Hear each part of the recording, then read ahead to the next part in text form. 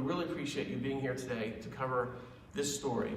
In the House last week, we heard the minimum wage bill to go to $15 an hour statewide. And today, the state Senate is going to hear a bill that's going to have it go from $15 an hour statewide as well. The bill that I'm talking about is an alternative to this. I believe that Maryland needs to have choices, and this bill will allow each county to have their own choice as to how the minimum wage is going to go. Right now, right next to me, I have a picture of Marty.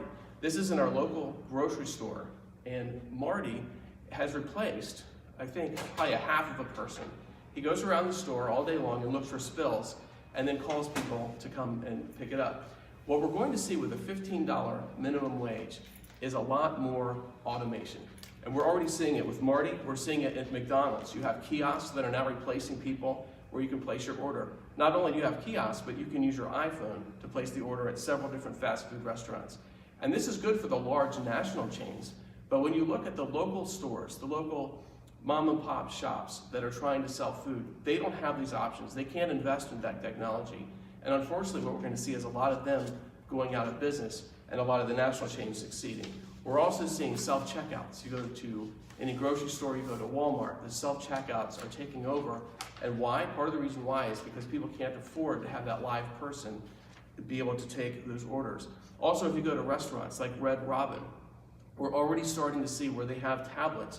They call them kiosks, where you can place, not yet place your order, but you can pay for your order right in that kiosk. But what we will see with the $15 minimum wage is these kiosks totally taking your order, and you don't even really need to have a waiter or waitress at all, except for just to bring out the food and leave. So we're going to see automation with $15 minimum wage. It really is going to hurt really the very people that this bill is designed to help. Those low-income workers, also people who are just trying to get experience and get into the job market.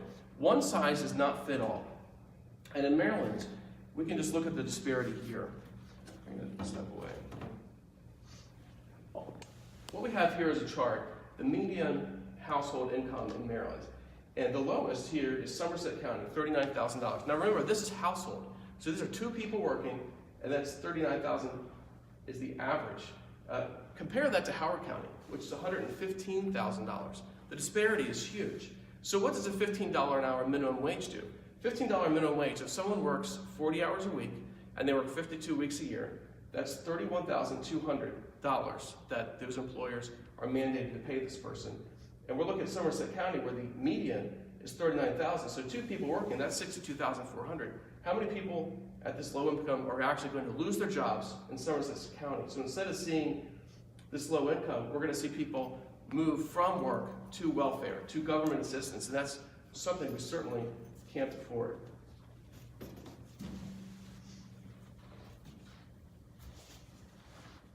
We're talking about Maryland disparity and how each county is different. Let's look at the income level, the poverty level. We've got one county with 5% poverty level, but another one at 24.7% poverty level. Maryland is not the same. We have very, very different economic diversity throughout the state, and we need to reflect that with our laws and not discriminate against certain counties in favor of other counties. Here is the unemployment rate. We look at the Eastern Shore and Western Maryland. They have much higher unemployment than the center of the state. And again, this shows a major problem. If we're going to raise the minimum wage to $15 an hour, what's going to happen to the Eastern Shore? This unemployment rate is simply going to go higher. So what would the bill do? If the bill took place today, right now, the minimum wage would drop back to the federal minimum wage. So you'd have $7.25. And if the law goes into effect, it wouldn't affect Howard County because it's already at $13.50. Or Montgomery, which has a $16 minimum wage, or Prince George's County, $14, or Baltimore City, which is $15. We have a problem, though, when you look at Western Maryland, the Eastern Shore in particular, also Southern Maryland, where we border other states. Virginia has the federal minimum wage, $7.25. Of course, Washington, D.C. is $13.25. West Virginia, $8.75. Pennsylvania, the whole top of the state, $7.25. And Delaware is going up to $12.25. But if we go to $15 minimum wage, we're going to penalize our businesses and penalize our state and move jobs out of the state into the especially Virginia and Pennsylvania areas. And with that, I'd like to turn it over to Delegate Trent Kittleman, who's going to share a personal story. Yes. Thank you, Delegate Parrott. When I first saw this bill come out, and can I do something to make that stop? Just turn it off. Thank you. It affected me greatly, even though I'm from Howard County. So I sat down in my home and watched all 7 hours of testimony on my computer. Neil's bill, Delegate Parrott's bill, is absolutely essential. We have got to do something to protect the Eastern Shore, the western end of the county, and as he said, the fact that there is so much diversity in our county. To do, well, one size fits all, it's crazy. But in looking and listening to the hearing, what struck me, for the first time, when you had businesses owners, small business owners come in and testify, they weren't talking dollars and cents. They were talking fear. They mentioned the fact that for the last 4 years, they have had an increase in minimum wage every single year. The last term, we passed the Sick and Safe Leave Act, which created more issues and more costs for small businesses. And I looked to see how many small businesses actually came themselves and testified. I apologize that I haven't counted them all, but to show you, all the blue lines are actual business owners. They're not lobbying groups. Can you help me get that up? Yes. And they're actual people who told the stories of what would happen to their businesses if this goes through. There were a lot of them. But then it occurred to me that the people who testified in support of this bill, most of them were in the healthcare field, the social services field, the field that is highly connected to the state government. There's a huge problem there. If they go to $15 an hour and Medicaid doesn't go up, they're not going to be able to have the income to pay the extra salaries. And I went through there to find out of the hundreds of people who testified in support, there were only 3 real people who came in and said, this hurts me, we need to go up. And what it came across to me as, we don't need to have a $15 minimum wage for the entire state. We need to have it for the state government. The state government has got to start paying the right kind of wages, particularly in the social service field, for the people who do very hard work and we're losing so many of them. It's a tough time. We're not setting the rates high enough and we're not paying the people enough. If we're going to have an increase in minimum wage, the state should go first. And if we're going to tell people that we're going to take care of them, we should do it.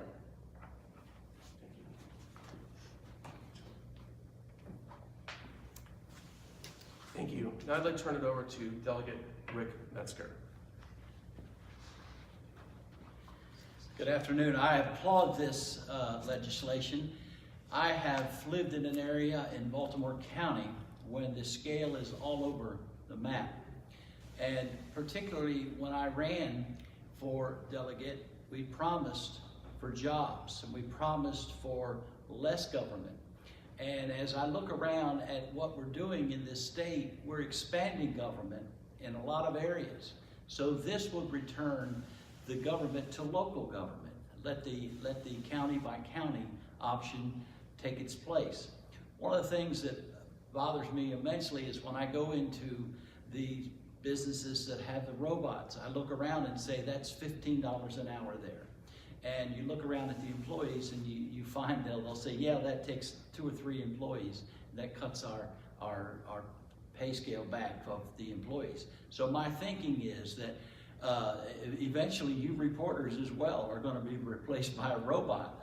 I saw where somewhere in China, I believe it is, they've got these emojis doing the news. So we need to be careful with technology. I love it and advancement, but we need to bring it back to a local level and just let the county by county do its thing. Thank you.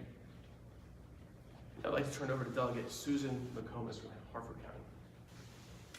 Well, I applaud Delegate Parrott for coming up with a rational solution. Sometimes in Annapolis, we figure one size fits all, and it doesn't. And the famous Speaker of the House, Tip O'Neill, a Democrat, always said, all politics is local. And this bill allows the political debate about raising the wage, the standard wage for each county back to the people and back to the communities that can then participate in the public hearings. It's very difficult for folks to get down here for a public hearing. The weather's been very mercurial, first rain, then sleet, then snow. And some of these hearings can last all day. If you're a private business owner, a small restaurant, or a small insurance agency, you're not going to be able to come down here and take a whole day off. So I applaud Delegate Parrott for what he's doing, and I think it's rational. And when they say Maryland is America in miniature, that is the moniker for Maryland, and it is so true. And this bill is fair, equitable, and politically and economically very, very rational. Thank you. Thank you. With that, I'd like to open it up to questions. You can go ahead. Okay. Delegate, your bill doesn't come up for hearing, I think, until March 7th. By that time, the House could conceivably have passed that $15 minimum wage bill. What happens then? Well, hopefully they don't. Hopefully they listen to what's happening today. They see that there are options, and they put the brakes and actually think about these bills before they vote them out. We are having the hearing today for the state Senate. I'm hoping that there is a pause, and there needs to be a pause. They need to listen, as Delegate Kittleman was saying, to all those business owners that are here. They typically don't come to Annapolis, but they are afraid for their businesses. And I do hope that they listen to those business owners, and they listen to the counties who would rather have county choice than an imposed $15 an hour minimum wage statewide. Are you aware of any other state that has a county-by-county minimum wage? I'm not, but Maryland is already doing that. Right now, Baltimore City has already elected to use its own minimum wage. Baltimore, Howard County, Montgomery County, Prince George's, they all have their own minimum wage. So we're already doing this. This actually is a new concept. One thing that the bill does do, though, is for those counties that don't have county executives, there are 3 different types of counties. This allows every single county to be able to set their own minimum wage without having to go through the legislature to get approval like they normally would. Like commissioner counties would normally have to come here to get approved. And Mark, go ahead. I just noticed that you have it revert down to the federal minimum wage, which is substantially lower than the state's current minimum wage. Why make that decision? Well, this gets rid of the state minimum wage period and allows every county to be able to choose whatever they'd like to do. And I think that you'll see action. If this were to pass, I think probably every county would have that discussion. Every commissioner's county executives, they would have a discussion. They decide what they would like to do. It really puts the onus then on the county to make those decisions. I want to speak practically for a minute. I've been asking since, probably for several weeks now, since the $15 minimum bill was, since the hearing was scheduled for that, I guess. Is there a potential for amending some sort of regional provision in the $15 bill? And I'm hearing maybe not. And one of the reasons maybe not is because if you do that and other counties can set lower minimum wages than, say you're Montgomery County, and you want to keep that high minimum wage, you have the same competitive issue within counties in Maryland that we in Western Maryland have with Pennsylvania and West Virginia. In other words, businesses could just go to Garrett County and get a cheaper minimum wage. How would you refute that? Well, I think that's a great question, and that's why we need to have county minimum wage, so that each county can actually select a minimum wage that's going to benefit their population, but also help their population to become as competitive as possible to try and keep those jobs there. And I can see that desire from larger counties that they would like to impose a $15 minimum wage all across the state so that they're insulated. But Washington County's not insulated. It's 12 miles from the Pennsylvania line to go through Maryland to the West Virginia line, and of course Virginia's right next door. Right. So But I think my point is you would have to get the entire General Assembly to agree to a regional provision in that. And if the legislators from the more populated counties don't want to do that, I think that's a discussion that needs to happen. I'm glad that's why we're having this discussion today, to try and get out in front of our bill while they're still talking about the statewide minimum wage. I think regional or county choice, I think county choice is the best option, is the way to go. You know, this idea was actually not my idea. It came up before when we were debating about the minimum wage several years ago. It was Senate President Mike Miller's idea, was to have a county choice minimum wage.